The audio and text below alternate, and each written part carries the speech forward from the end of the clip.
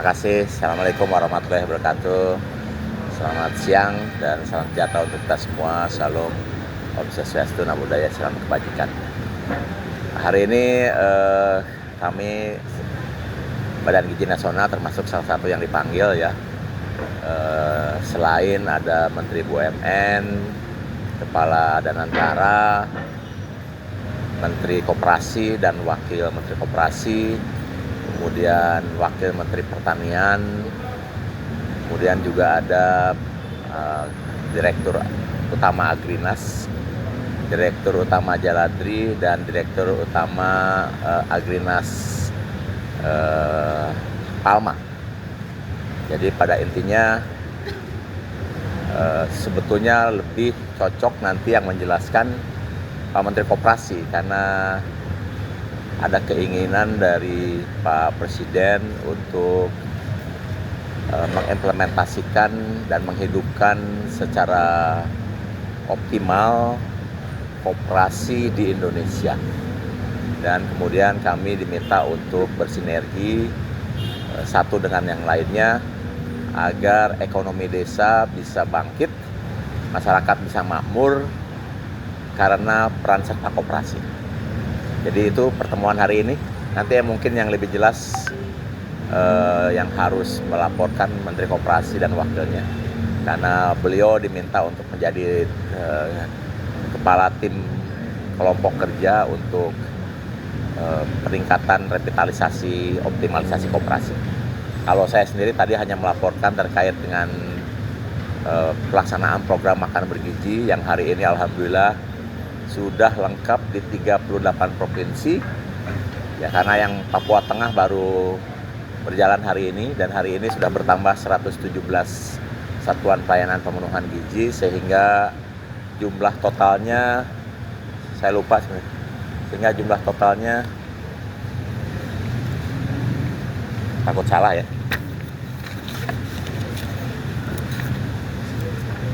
berjumlah 693 satuan pelayanan pemenuhan gizi di seluruh Indonesia. Jadi dalam waktu 1,5 bulan, alhamdulillah sekarang sudah mencapai di 38 provinsi dan di 693 satuan pelayanan. Dan minggu ini insya Allah sudah bisa melayani lebih dari 2 juta penerima manfaat. Itu yang bisa saya sampaikan. Terima kasih. Pak, terkait bulan Ramadan yang lagi akan masuk dan pembagian makan bergizi itu untuk di sekolah-sekolah bagaimana? Ya, untuk Ramadan tetap dilaksanakan. Jadi kalau sekolah masuk, maka program makan bergizi tetap dilaksanakan.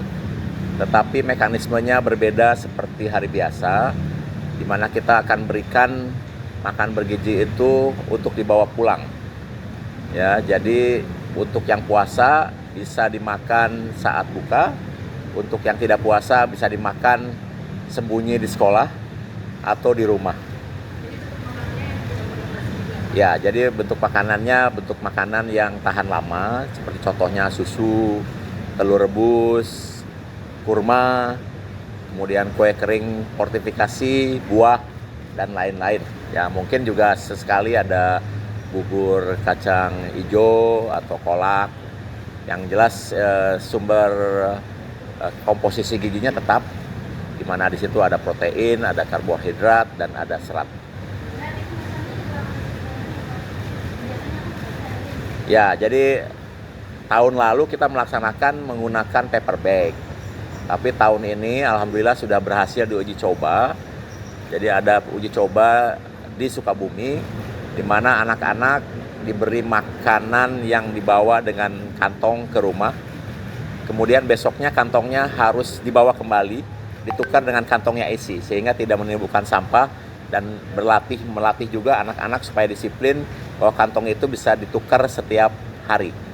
Itu bentuk pelaksanaan untuk Ramadan. Jadi kita akan tetap melaksanakan 5 hari pertama kan libur ya.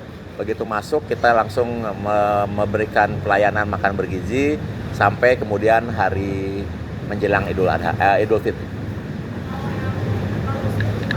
Ya. Ya, sama. Yang non-muslim juga sama. Memang ada usulan kalau yang di daerah non-muslim tetap masak seperti biasa, tapi kan tetap ada yang puasa ya. Jadi kita akan samakan, nanti kita akan evaluasi setelah berjalan 1 minggu gitu, apakah di daerah yang non muslim sama seperti yang pada umumnya atau diberikan treatment khusus. Prof, kan kadang-kadang orang tua ini sering menyuguhkan makanan yang manis gitu, dan juga yang minyak-minyak ini ke anak-anaknya waktu buka puasa, dan dibawa nggak Prof supaya si anak juga tetap terjaga selama bulan Ramadan?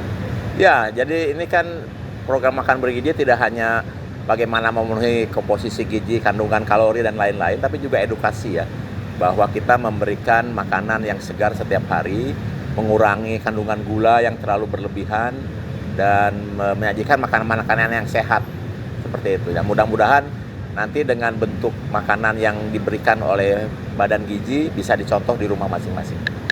Prof, terkait pasien tambahan anggaran, Prof, kan efisiensi sudah selesai dilakukan ya. Ya. Tambahan 100 T itu juga bisa segera disalurkan ke Badan Gizi atau gimana? Jadi gini, Badan Gizi sudah memiliki anggaran 71 triliun ya, yang mekanismenya itu sampai April kita melayani 3 juta. Kemudian dari April sampai Agustus akhir itu 6 juta. Kemudian dari Agustus akhir atau September sampai Desember itu antara 15 sampai 17,5 juta. Nah, kemudian karena banyaknya laporan anak-anak yang ingin segera mendapatkan manfaat makan bergizi, maka Bapak Presiden meminta kepada Badan Gizi untuk melakukan percepatan terkait dengan distribusi makan bergizi. Nah, berapa tambahan biaya yang diperlukan jika makan bergizi dipercepat? Mencakup 82,9 juta. Untuk tahun 2025, karena kita sudah memiliki anggaran 71 triliun, maka kita membutuhkan tambahan 25 triliun per bulan jika ingin dilakukan percepatan menyangkut 82,9 juta. Jadi kalau percepatan itu kita lakukan mulai September, maka kita akan butuh 100 triliun. Kalau nanti ternyata bisa dilakukan mulai Oktober, maka tambahannya 75 triliun.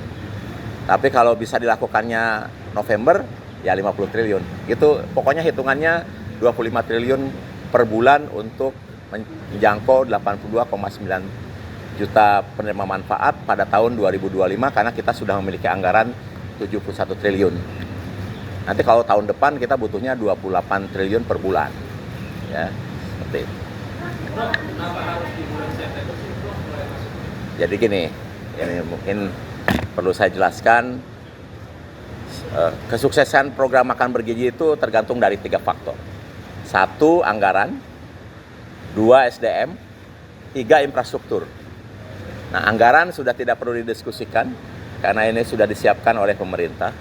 Yang kedua, SDM sedang disiapkan. Kami baru mendidik 2.000 dan sedang akan dididik 30.000 lagi. Dan 30.000 yang akan dididik ini baru akan selesai pendidikannya di akhir Juli. Jadi baru akan siap di awal Agustus. Nah, kemudian kita tidak mungkin menugaskan mereka yang baru selesai terus bertugas di Satuan Pelayanan Pemenuhan Gizi. Mereka harus orientasi lapangan, melakukan koordinasi dengan kepala sekolah, melakukan koordinasi dengan pemerintah daerah, melakukan koordinasi dengan masyarakat, dan lain-lain. Sehingga kami menduga SDM ini baru akan bisa siap melayani di September. Itu ya. Kenapa kemudian terjawab harus mulai September, karena SDM-nya baru akan siap untuk turun lapangan itu Agustus dan melakukan pelayanan di September. Nah, kunci yang berikutnya adalah infrastruktur. Nah, infrastruktur inilah yang kemudian kami membuka kemitraan yang seluas-luasnya dengan berbagai pihak, mulai dari catering, swasta, UMKM, TNI, Polri, BIN, kementerian-kementerian lain, kemudian pemerintah daerah, ya, kemudian koperasi, Muhammadiyah, NU, HIPMI, INCO, dan lain-lain. Karena tiga faktor itu yang penting sekali. Jadi kenapa percepatan harus mulai September? Karena itu faktor. Cukup ya? Terima kasih ya.